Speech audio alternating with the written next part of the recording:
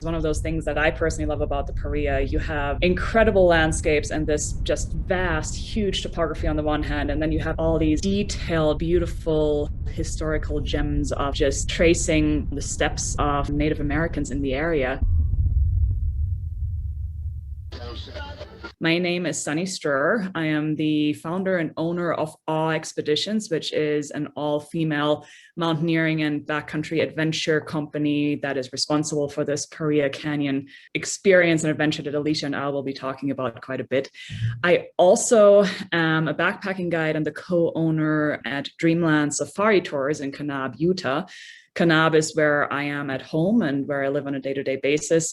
Dreamland Safari Tours is a desert guiding business out here that I run together with my husband, Paul. For me personally, as I mentioned earlier, I have been in the Paria many, many times. I love hiking and backpacking, and I've done a lot of long distance adventures, endeavors, speed records, fastest known times, that sort of thing. For me, I love being outdoors and I love going as far as I possibly can and as remote as I possibly can. And so the Paria plays very nicely into that. I personally actually set a speed record on the Paria River route from Wire Pass to Lee's Ferry. The point being, I love the Paria. I've been out there a lot, and I'm really excited to be able to share the hour with you and introduce you to this amazing, amazing place in my backyard. So that's me. We also have Elysia. Yes, thank you, Sunny. Hi, everyone. Good morning. I'm Elysia Cook-McDermott. Like Sunny, I'm also very passionate about outdoor activities and adventuring. I've done my share of hiking and trekking, albeit not to the degree that Sunny has. I am not a long distance athlete, nor a holder of any speed records. I am pretty average in that way, but I still love how the great outdoors, you can get out there as long as you got a good pair of shoes and some grit in you. And I had the privilege of joining Sunny on the inaugural Paria Canyon trip about a year ago, last October. And that was a real privilege. And another sort of unrelated thing, but hopefully will be related in the future about me, is that I'm expecting my first baby in January. So I'm looking forward to breaking in his or her teeny tiny hiking boots once they're of age, where I can start bringing them on these outdoor adventures with me. So there are a couple topics that we're going to address today. One is a general overview of the Paria. Where is it? What is it? What makes it so awesome? Two, we'll talk a little bit about the human history of the area, because there is a long, long tradition of human presence in that area and some pretty amazing artifacts out there. And then I'm going to take a couple minutes and take you through what you can expect when you go out there to backpack the Paria, with a guide or without a guide. And we'll hear from Elysia as well and her experience on the trip that she and I did together with 3 other women last October. And then I'll take some time to dive into gear and logistics. Again, if this is something that you're looking to potentially do on your own without a guide, how do you prepare for something like this? What do you have to be aware of? And then we'll open up for questions. I'm going to dive in with a quick orientation of where is the Paria Canyon to start with, because chances are, unless you are a seasoned desert adventurer, you may only ever have heard of the Paria here or there. You may not be totally clear on where it is, why it's so awesome, whatever, or you may know exactly where it is and be really excited to hear more about it. But point being, I feel like most people, are familiar with some of the key elements in the Southwest, the national parks and everything, but the Paria is this nebulous thing of, I know it's supposed to be awesome, but I'm not really sure where or what it is. So looking at the map here, Paria Canyon is right on the border of Utah and Arizona. So the lower Paria starts in southern Utah and goes into northern Arizona. It's located about halfway between the towns of Kanab, where I live, and Page. And so we're looking at an area where we're right in between the Grand Canyon to the south, Zion National Park to the west, Lake Powell to the east, and Bryce to the north. If you dive in a little bit into more detail here, you have a close-up map. This red line that you see my mouse on is the lower Paria Canyon, which is the traditional backpacking route. And I tried to, show you a little bit of orientation. If you look up towards the north, you have Bryce Canyon up there. Over in the west, you have Kanab and Zion. Then you have the state line that goes straight through the middle of the screen here. That's the Utah-Arizona state line. And then down here in northern Arizona, you have the Grand Canyon. The Paria is a really remote area. It's a really remote canyon, kind of out in the middle of nowhere, and in a spot that is not accessible by any roads whatsoever. The only way to get in there, the only way to see it is on foot and by backpacking it, because this red line that you're looking at here is about 38 miles without any side trips. If you go from White House, which is the traditional entry trailhead, all the way down to Lee's Ferry on the south end of the Paria River Canyon, where it flows into the Colorado River. So that's big orientation to where the Paria is and what you're looking at. Now the question is, what makes it awesome? When you look at this aerial view of the Paria, you start getting a little bit of a taste of just how far out it is, as in, you notably have the absence of any sort of structure, development, settlement, whatever. If you were to look super close, you could actually spot a highway somewhere far up in the north here. But the reality is, the Paria River Canyon, which is this canyon that I'm following with my mouse cursor right here, is way out in the middle of nowhere. It's super remote. It's really inaccessible. And it is also really, really beautiful. The aerial view only gives you an orientation. It doesn't actually show you what's on the ground. If we dive a little bit deeper and we look at what things actually look like once you get boots on the ground, this is what you're looking at. One of many things. So what we're looking at here is Paria Townside. It's an area on the north side of the backpacking trip. And it's just one of many examples of what amazing colors and beauty you can expect to find out there. I mean, it's landscapes that look like they're completely out of this world and like from a different planet. As you start heading down the Paria River Canyon, you find amazing little gems like this slot canyon that's, right off of the main Paria, amazing arch and a really cool slot canyon. And then as you start heading south towards the Colorado, you get deeper and deeper into the belly of the earth, essentially. You start heading to the bottom of the canyon as the walls are just rising on both sides. You end up being up to 500 feet deep. And you come past Buckskin Gulch, which is a tributary to the Paria. It's also the longest and most continuous slot canyon in North America, if not the world, with 14 miles of continuous narrows. And so you just get to see these amazing, incredible, and very isolated and remote canyon landscapes, and you get to really immerse yourself in them. Beyond the geography, the topography, all the rocks that you get to see, all the cool landscapes, you also can expect to find a lot of history. What we're looking at here, this is my colleague Andrea, she's studying petroglyph panel. Petroglyphs are rock art sketchings that are etched into the rock, left behind by Native Americans. And that to me, is one of those things that I personally love about the Paria. You have incredible landscapes and this just vast, huge topography on the one hand, and then you have all these like very detailed, beautiful historical gems of just tracing the steps of Native Americans in the area and getting to imagine what it would be like to actually have the Paria be a part of your daily life rather than just, an extraordinary recreational experience. Looking at that petroglyph panel and what I just said about the natives, I want to spend a couple of minutes and talk about the human history of the area, because the Paria does have a long history. Today, it's a really sought after recreation destination. It's a highly sought after and acclaimed backpacking destination. By the way, when I say sought after, it's not that there's a ton of people in there because it's really tightly permitted. It's just that there's a lot of people who want to do it at some point in their lives, right? It's not like it's busy in there. There's only 20 people a day who are allowed to go in. So it's actually very, very remote and very solitary feeling still. But what I was trying to say is there is a long-standing history in the area, and it goes back hundreds, if not thousands of years. And here's why. If we look back at the map that I had showed you earlier, remember how I said that the Paria goes across this, really remote area here that essentially connects the further northern reaches that go up towards Bryce down to the bottom of the Grand Canyon here on the lower right-hand corner of the screen. So when you think about the general topography of this whole region, Bryce is up high. It's up at 9,000, 10,000 feet.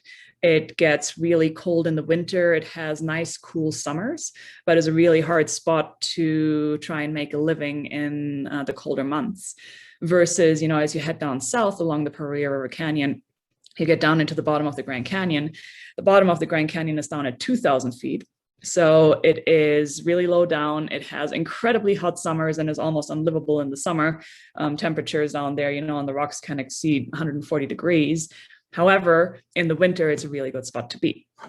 And connecting the two, you have the Paria, which is this essentially travel path that allowed the Paiutes, which are the Native Americans that have settled this region for centuries and that still have a presence here today. It allowed the Paiutes to connect their summer dwellings and kind of their summer grounds up near Bryce down to where they would spend the winters out near Lee's Ferry and then along the bottom of the Grand Canyon and the Colorado River. For the Paiutes, the Paria was a really, really important place to be able to move seasonally and go back and forth between the higher reaches and then the lowlands where they'd spend the winters. And it was also a really important hunting ground. So as we go through the Paria and backpack, if you keep your eyes open, you're able to find a lot of evidence of Native American presence and of, the hunts that happened there and of the fact that people have passed through this area for centuries, if not millennia.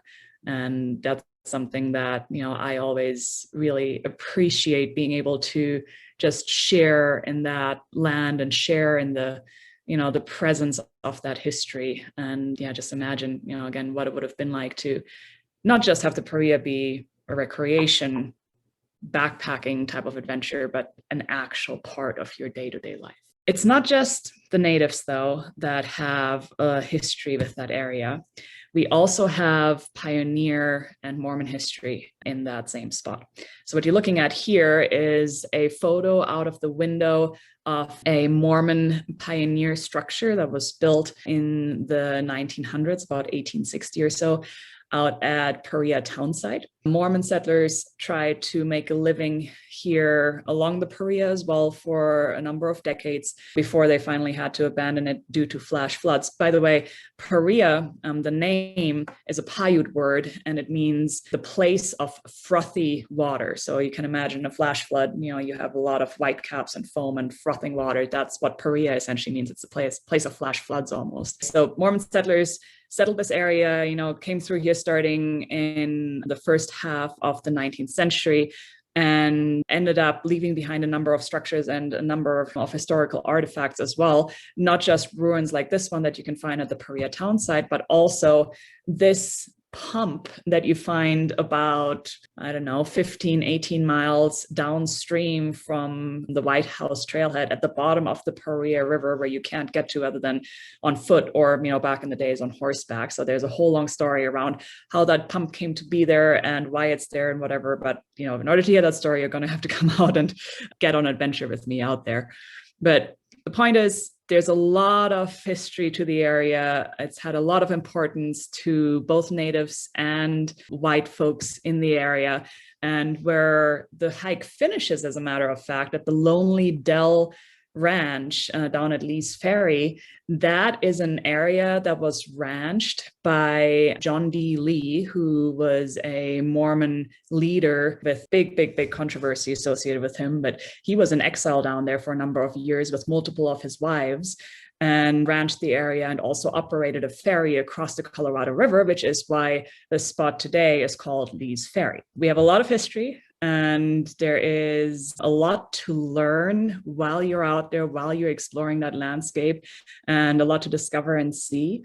But I do want to talk about what it feels like to actually be out there and do what this group here in the picture had just done when we had just finished our days in the Paria River Canyon. If you backpack the Paria this year, next year, whenever it may be, what does that actually feel like? And why is it so amazing? I love the Paria both because of the history and because it's got amazing topography. The reality is I live in Kanab and I guide in Kanab because I like rocks, right? I really like rocks. I particularly like red rocks and colorful rocks. And I love being able to experience changing landscapes by walking through them. On a typical Paria backpack, I would recommend doing it in 5 days. Now, there's different ways of doing it. The trip that Elysia and I did together actually was a quick trip. We did it in only 3 days, which means that, we covered 38 miles plus some side trips over the course of 3 days, 13, 14 miles every day. We were walking a lot. I think it's more enjoyable and more leisurely to do it over 5 days, which is the trip format that I typically do with my guests now. And if you do a 5-day trip, you start out on day 1 at Paria townsite to go and see the beautiful, rainbow colored formations here in the background, kind of check out the townsite, get some pictures there. And then we head out and we hit the trail. And the cool thing about the Paria is that even though it is 38 miles along the same river and 38 miles in the same canyon, that canyon actually changes character radically from the northern end to the southern end. And so as you're backpacking, you're not just retracing the steps of the natives and the Mormon settlers, you are also walking deeper in time as you're coming through different rock layers that completely change the character of what you're looking at each day. On the first day, you can see, we're going along the river. It's a relatively open landscape still, big topography, but lots of blue sky up above, lots of sunshine, lots of cool rock formations. We have some washed out salt caves here. These are called the windows of the Paria, and they always make a fun little spot to duck into and explore. And for the first day, you can really expect that, you're starting to get a gentle and gradual introduction to the canyon as you're going deeper and deeper into the wilderness. So if you look at this photo right here where my cursor is, you can actually see there's still a power pole up there. This is the wilderness boundary. It's about 2 miles south of the trailhead. So we've been walking for, just under an hour. And this is now where we truly leave civilization behind. This pole will be the last modern infrastructure that we see until the very end of the trip. There were, I think, only 6 people that we ran into the entire trip, and it was just the first day. I think it was shortly after this photo was taken, we passed by a small group, and it was pretty much just us after that, which was pretty awesome. Yeah, that's exactly right. So, in this section, on the first day, we'll occasionally find day hikers still, rarely though. And then sometimes we'll find some people that are coming, out towards the trailhead from Buckskin Gulch, which Elysia, I think that was that group that we saw. I kind of feel like they'd only done a small portion, but, point being, and what Elysia was just saying is like, you're out there, it's solitary, it's remote, and it really feels like a very, very special experience. It is a really special experience.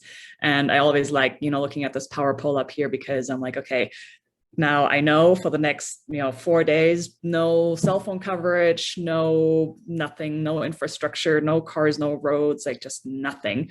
And I personally really thrive on that. I love being able to disconnect and just be fully present and really immerse myself in such an immediate environment. As we head deeper on the first day, that's Elysia here actually, we find some really cool topography. I mean, the whole Paria is really cool topography, but this spot in particular I like. It's a big arch called Slide Rock Arch, and that's always a really nice stop to make along the way. But as you can tell by this image, we're now already starting to get deeper into the Paria and kind of deeper into the belly of the earth. The walls are a little bit taller. There's a little bit less blue sky, as in zero blue sky in this picture. And we start heading into the Paria River Narrows, where the canyon goes deep, it goes narrow. And it's one of those spots where you want to make sure that you know exactly what the weather is doing, because even though we're oftentimes walking in the river here in this section, or along the river, the flow of the river changes seasonally, which is why you're not seeing any water in this particular picture. But even though we're oftentimes walking in the river here, you want to make sure that you're not exposed to any flash flood risk in this area. I'll talk about flash floods at the end because it's kind of a bigger technical topic, just something to keep in the back of your mind as we talk about all of this. The canyon is carved by powerful water events. So it's carved by flooding, it's carved by flash floods, and you want to make sure that when you're in there, that there isn't a risk of flooding. Day 1 finishes at the confluence with Buckskin Gulch. And so on day 2, you wake up at that confluence with Buckskin Gulch. And now Buckskin is a really cool spot because it is the longest, most continuous slot canyon, as I said earlier, in North America, if not in the world. And Buckskin Gulch itself is a tributary to the Paria. It is possible to backpack Buckskin as well. I do lead trips through that as well. But the way we experience Buckskin on a Paria Canyon backpack is typically that we sleep at the confluence of Buckskin and Paria, and then we spend the morning and we explore upstream into Buckskin. Buckskin to me is a special place because it is considered the granddaddy of all slot canyons, and also because the colors of the rock and again the topography is just absolutely spectacular. It's also very different in character from the main Paria corridor because Buckskin goes really deep and really narrow. So you got a picture here that, is pretty representative for what you can find in Buckskin along many, many miles of those 14 miles of narrows. You have super skinny, super deep walls, and there's really beautiful glow that's coming in from up above as the sun is illuminating the walls of the canyon here indirectly. So we'll typically go in, we'll experience Buckskin, go a couple miles in. There is a big kind of well-known obstacle in Buckskin Gulch that's called the Boulder Jam, or specifically the Rabbit Hole, which is what we're in in this picture here. And, so typically we'll go all the way up to the Boulder Jam in Buckskin, play around in there, kind of go through that obstacle, like both directions, because we'll go past it and come back out, and just get a taste of what that deeper, darker, narrower canyon of Buckskin Gulch is like. Then it's back into the main arm of the Paria. And at this point, we're still in the Paria Canyon Narrows. So there's not a lot of sunshine here. You're in the shade a lot, which can be really nice. If it's hot outside, it can be a little bit sad if the air temperatures are a little bit colder and you might end up wearing your down jackets sooner than you'd expect. But what's cool here on the second day is that the Paria starts to change its character, and we start to see a bit of vegetation, and we start to see springs along the way that feed that river and that we're able to drink from directly without filtering, essentially, right? Because you have water that filtered through those sandstone walls for the 100 of years that it took it to get from rain all the way through the Paria Plateau to the bottom here to surface again in the form of these springs. So this year's Kristen, who's gone out on a number of awe adventures with me, smiling and all happy because there's nothing better than drinking water straight from a spring. And anytime we find springs in here, it's always a happy moment. Day 2 finishes, typically at one of those springs. We oftentimes camp at Big Spring. And then we go into day 3, which is the Judd Hollow area. Now, day 3 is a wider canyon with a lot more spring-fed vegetation. So where day 2 was all, Buckskin Gulch and kind of exiting the Paria River Canyon Narrows, day 3 now starts to be wider landscapes. It starts to be some beautiful vegetation. If you're here in the fall, I'm leading a trip in October, then we might be in prime position to see the changing of the leaves, which is always really, really beautiful to see those very vibrant colors against the red rock walls. You can tell, as you're looking at the walls here, that the canyon is a little bit less imposing. Well, maybe not less imposing. It's just a little bit less intimidating because the walls are a little bit set back. You see more sky, you have more open air, you have more vegetation, and you start going deeper into your rock layers as well. So the narrows are composed of Navajo sandstone that's about 190 million years old. And as we continue downstream along the Paria River Canyon, we go into deeper layers like the Kayenta and the Moinava that gets older and older and older. We also find sunshine, which is always a very welcome thing on, those days where you've just spent hours of walking in the narrows and not really seeing any sun or any sky. And of course, we continue to go and crisscross back and forth across the river, wading in the river. The Paria Canyon is a water backpack, so you can expect to have your feet wet almost all the time. That changes seasonally a little bit, and we'll talk more about what to do, for footwear and gear and everything for hiking and water.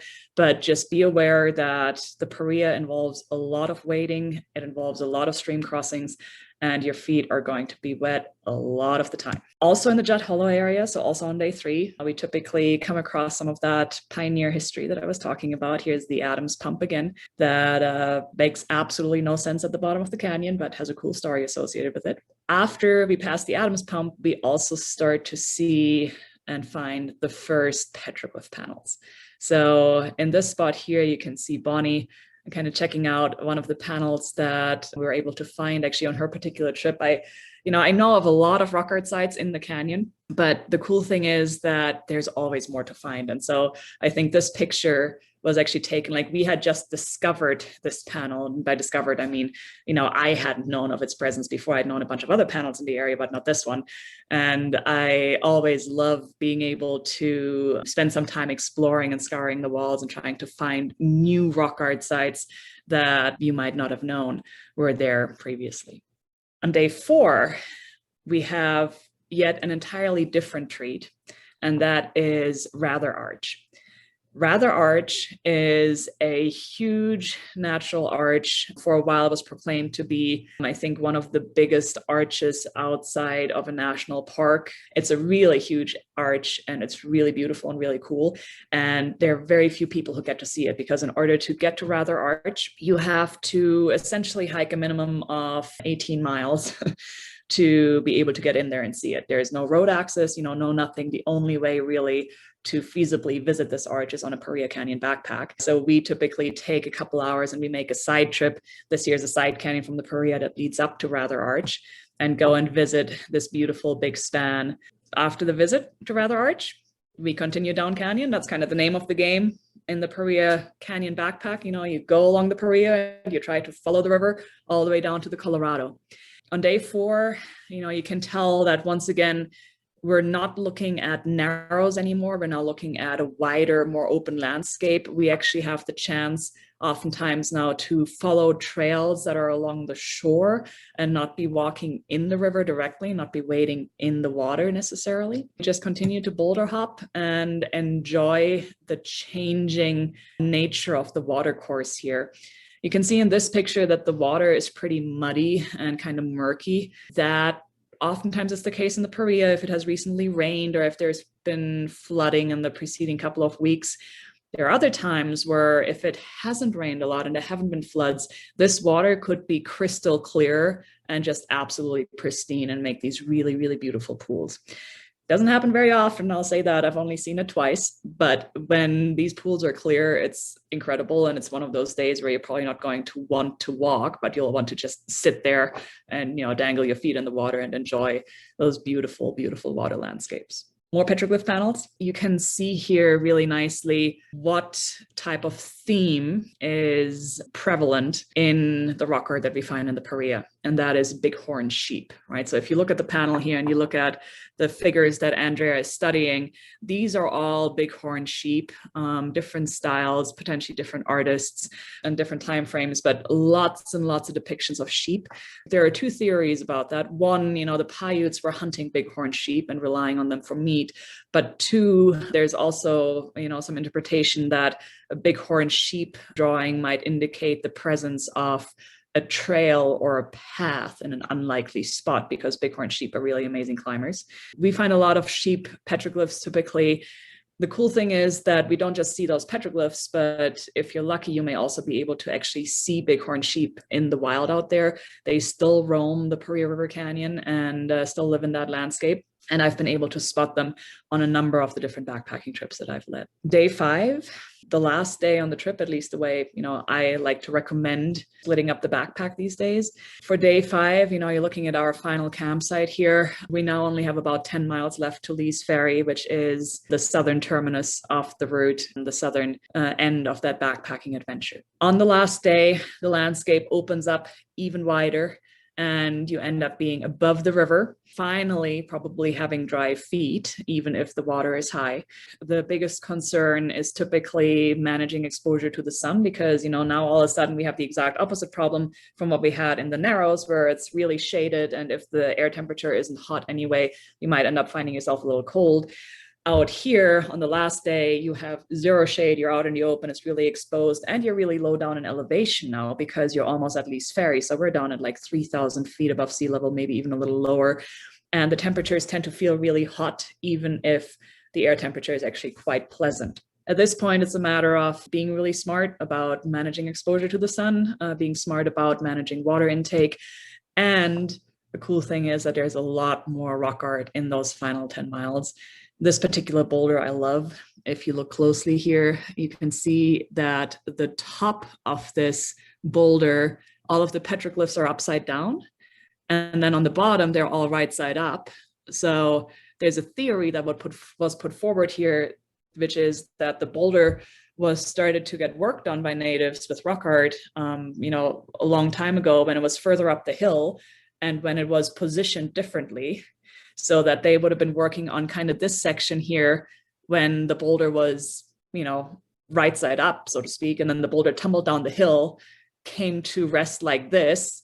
And the Paiutes ended up just kept working on it and just changed the direction of the petroglyphs to match the new reality of their canvas. So I think this is a really, really cool one to see and to be able to witness in person. Lots of rock art, lots to see, lots of blue sky.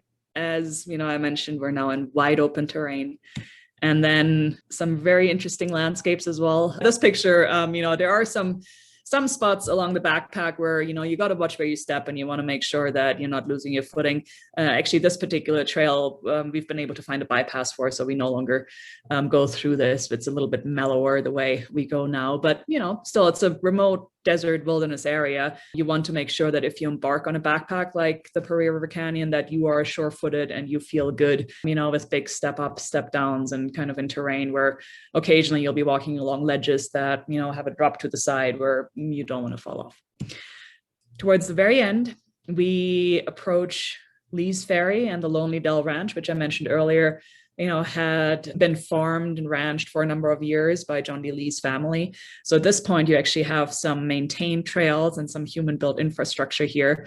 And then those final miles where everybody's smiling and stoked because they can smell the barn and the end is in sight, which is always a bittersweet moment, right? Because on the one hand, it's an amazing experience and you probably don't want to leave and you're not quite ready to re-enter civilization just yet. On the other hand, you know that there's a cold beverage and a shower and a comfortable bed and all the food that you want on the far side of the hike. So we are at the finish. This is the same spot that I showed you earlier, Lee's Ferry, the Lonely Dell Ranch Historic District. Now, the one thing that I should mention is that the Paria River at its southern end flows into the Colorado River, right? And it flows into the Colorado River right where the Colorado starts its journey through the Grand Canyon, essentially.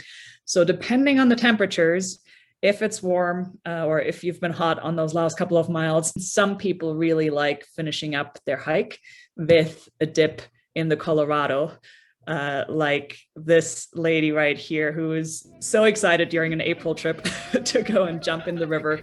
Mind you, the Colorado is freezing cold in there. It's probably, I think it's 48 degrees or so year round. So because it comes out of the bottom of Lake Powell, it's a dam release. It's very, very cold water.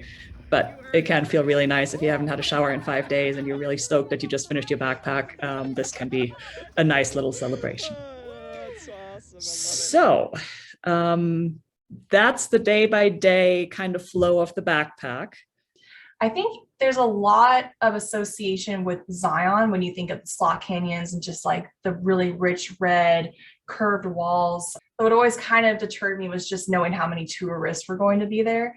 Where the Paria really stands out is that it offers all of those elements, you know, many of which you spoke to earlier, but none of the people. It was just such a remote area that we had all to ourselves. It was such a treat. And it was just so much fun to go and do that with you and Amelia, Kristen, and Barb last October. There's various pictures that I shared from my experience. This was from the first day. I think Sunny spoke to it, where I'm an artist. Amelia, who's also on our trip, she's an artist too. And we both found just so much inspiration, the rocks and the scenery. I mean, just the richness of the colors, the layering, and the way that the time of day could really affect, how it would look red, brown at one moment, and then kind of orange, tangerine at another, and then settling into these like pastel pinks and purples. It was just so beautiful to see that metamorphosis. I feel like I would look at something and then look away, and then a minute later look back, and it would be a completely different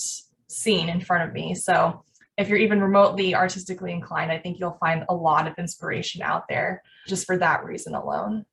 Just another example to give you a sense of scale. You do feel very small in these very large canyons. You can hear your echoes just going off into the distance, and then you're surrounded by these beautiful walls and all of the foliage. We also had Kristen, who's a botanist, and so it was fun to have her with us as well, and she was able to tell us about the various fauna and other parts of the canyon that I definitely did not know about. Just another example of some of the rock formations. That was when on day one, it started out sunny, and then clouds started settling in a little bit. I know we were slightly concerned about the weather. Ended up being okay, it just got cold. This is my favorite tree. I think it was day 2 or 3 that we saw this one. And it was just, again, as you're walking through that wider part of the canyon where there is more of some of this type of greenery. And again, I'm from California. We don't really get a lot of seasons in San Diego. So to see something like this just blew me away, and I just was taking so many pictures of it. Another example too of the petroglyphs, the wall art. It is pretty amazing how many interpretations of a goat you'll find. Was a bighorn sheep. And you can see here, I know someone had a question about, do your feet get wet? Like Sunny said, yes, they do. We'll talk through the gear that you'll need to keep your feet as dry as relatively possible. But luckily, at least for my trip, it wasn't super high water. I think the highest it ever got was maybe a little below our knees. I know that's not always the case though.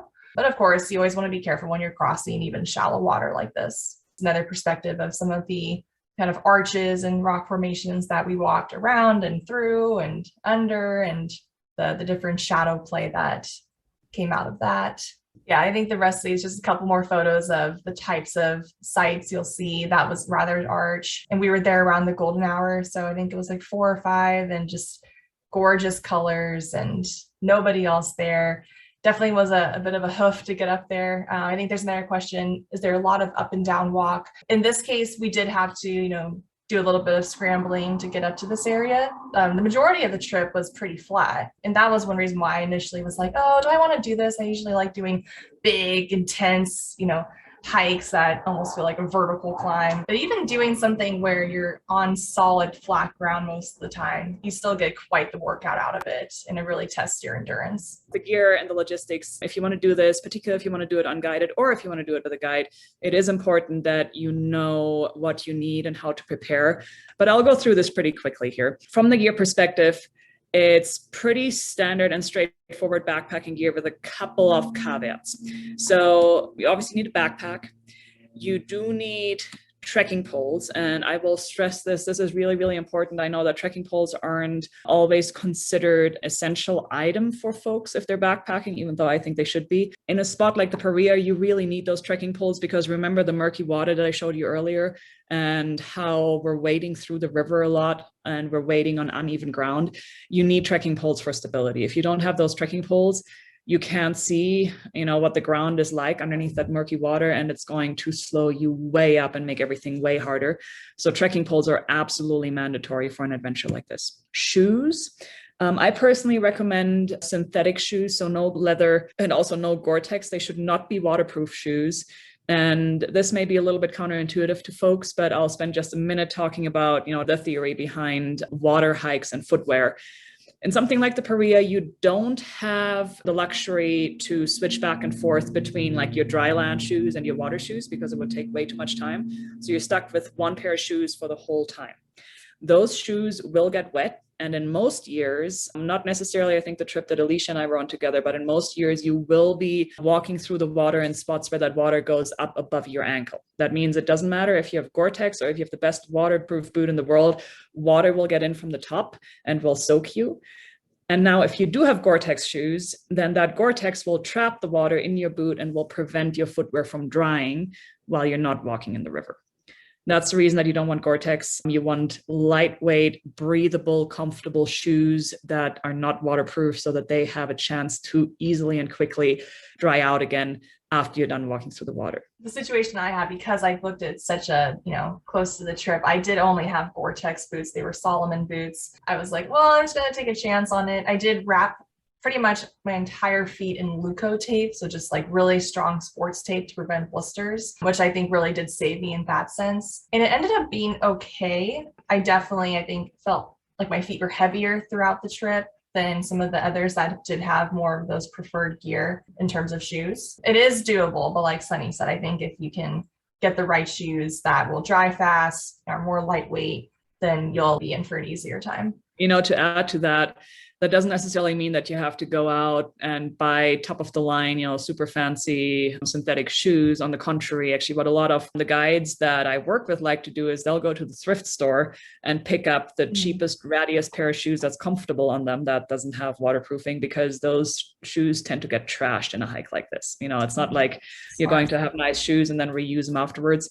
You're going to trash your boots. So yeah, don't feel like you have to go out and buy something brand new. Even if you're not typically a thrift store shopper, this might be a great time to become one. Standard hiking layers, I'm not going to expand on those unless there's any questions, just whatever is seasonally appropriate, standard outdoor wear. You do need a tent most of the time. If you come on a guided trip, we do ask you that you have your own tent and your own sleeping bag and sleeping pad. I know there was a question about that. Those items are available for rent as well. If you don't have a lightweight one-person tent, that's fine.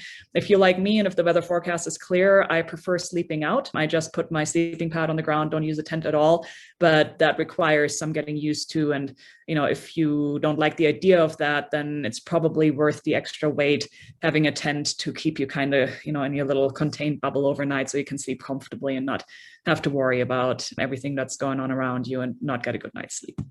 Sleeping pad and sleeping bag, depending on the time of year, I typically recommend a 30-degree sleeping bag in the summer months, and then a 20-degree sleeping bag in the winter is typically fine. And 3 liters of water. So water is important. You need quite a bit of water capacity, even though we're walking along the river. The Paria River is really, really silty, so it's really hard to filter water from that or take water from it.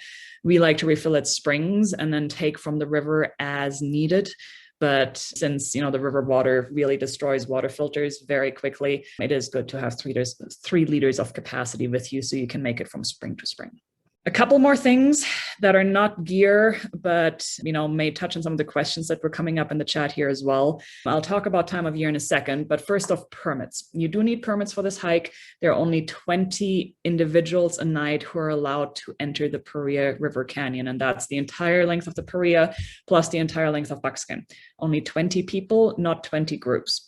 So it's really limited. The permits are available through an online system at recreation.gov 3 months before your hike, and they get snapped up in a heartbeat for any of the kind of peak season months. So for spring and fall, if you want to go and do that hike, say in October, you're not going to be able to get permits for it right now. If you would like to do it in November, December, actually, I think the December permits are the ones that were just given out since it's now September. So, you're now looking at drawing permits for next year if you wanted to go and do this hike independently. You also need a trailhead shuttle because remember the map, you're going from the northern end of the Paria to the southern end. To connect those 2 dots on the road is about a 2-hour drive each way. So 4 hours round trip for a shuttle. Or if you do it with a commercial outfit, you can expect about a $250 price tag on that. The time of the year is flexible and it's completely doable pretty much any time of the year if you are prepared for the conditions. So things will change radically if you are trying to do it in the winter or if you're trying to do it in the summer. Spring and fall are ideal. Most people try to go and be in there for, say, late March through late May is kind of one of the peak seasons, or even early June. And then the other peak season is late September through early November. That tends to have really pleasant temperatures and enjoyable conditions. Now, as I said, it is possible to do it in the winter. In the winter, you have to be prepared to be walking on ice, potentially. You may need yak tracks or another traction device. You also have to be prepared to still be walking in water, but now in really freezing temperatures. So you're going to need neoprene socks. You're going to need to be prepared to thaw out your boots every morning because they'll freeze overnight unless you take them in a sleeping bag with you. So it's just an entirely different beast in the winter. And in the summer, you have extreme heat, and you also have a real risk of flash floods.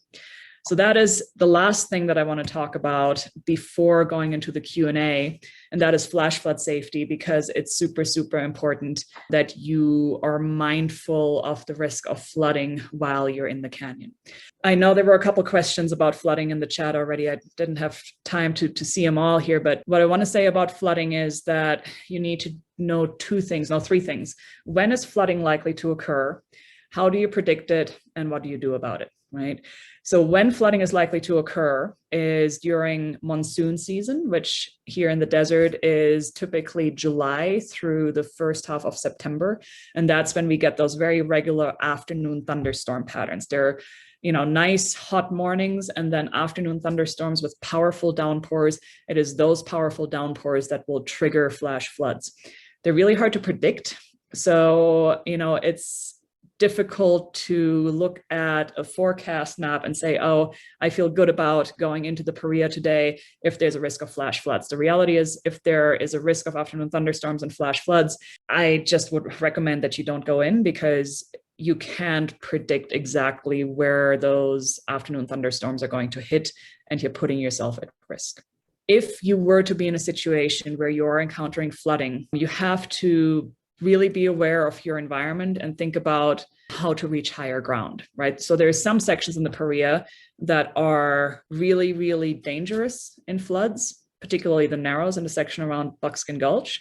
And then there are some sections around the Paria that are totally non-critical if there were to be a flood, such as the last 10 miles, or even, realistically, day 4 and day 5 of the backpack.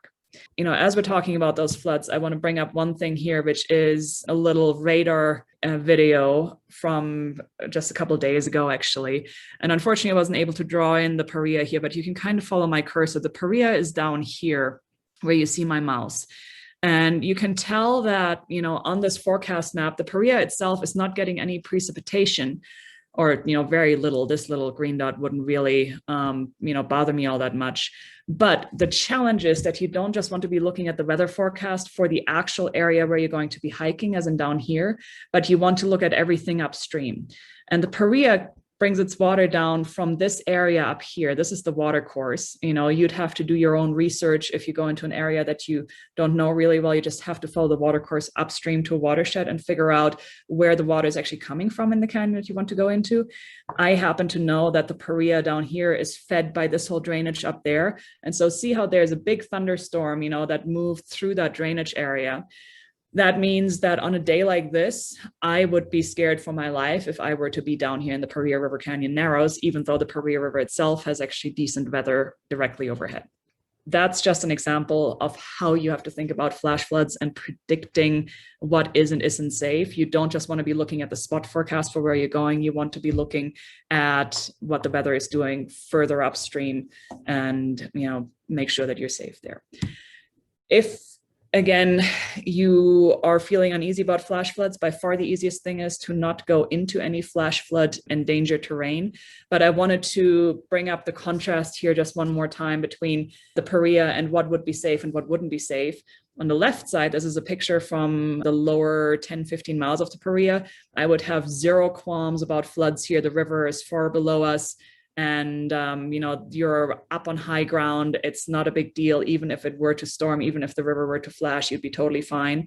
On the right side, you're at the bottom of a canyon with no way out. This is in the Narrows. This is not fine. You cannot be in this spot if there's any risk of flash floods, because you risk getting caught in a flood and potentially dying. So this is not something to take lightly. You've got to be really well informed, really safe. And I personally have turned around and aborted many canyon trips because I looked at the forecast and I said, it's probably going to be okay, but probably isn't going to be good enough for what I want to do. And I'm not willing to go and gamble. Yeah, that kind of insight too, just to add on. I mean, I think part of the investment in this trip is just having that knowledge that someone like Sunny offers from those years of experience and just, being such an accredited person to lead a trip like this. I mean, sure, there's the convenience aspect of not having to deal with the permits or transportation or things like that, but ultimately the most important thing is safety. And I think that's the biggest investment you can make in yourself. And I know that we all felt in very capable hands having you guiding us through that experience. I wanted to scare you a bit about flash floods because you have to take them seriously. And the last thing that I would want to be is tell you about how amazing the Paria is, lure you in there, and then have you get in trouble, right? But the Paria really, really is amazing. It's an incredible adventure. It's an incredible backpack. And if what you heard in this webinar at all sounds like something that is appealing to you, I would highly encourage you to go and make those plans, put this on your list, put together your own trip, and just work towards making this happen, because it is an incredible bucket list hike in the desert in an unspoiled and remote spot that is just absolutely stunning and beyond compare. If you want to go and you'd like to do this trip with a guide, I am leading a trip coming up here. The next one is actually in October, at the end of October, from the 20th through the 26th. That's a 7-day trip. And for those 7 days, it's really 5 days of hiking and then a night of hotel accommodation before and after in Kanab. But if you'd like to join me on that trip, there's still a couple of spots available, and you have all of the details here and on 57 hours. So I'd be ecstatic to be able to share this adventure with you and have you on the team. Thank you all for sticking around, and I hope that you enjoyed it. I would love to see you out here in the desert and do a trip with you. And I'm also always happy to answer any additional questions, or, if there's any recommendations that I can make, any help that I can provide as you're planning your own trip, more than happy to do that. I just love being out there. So yeah, I'm excited.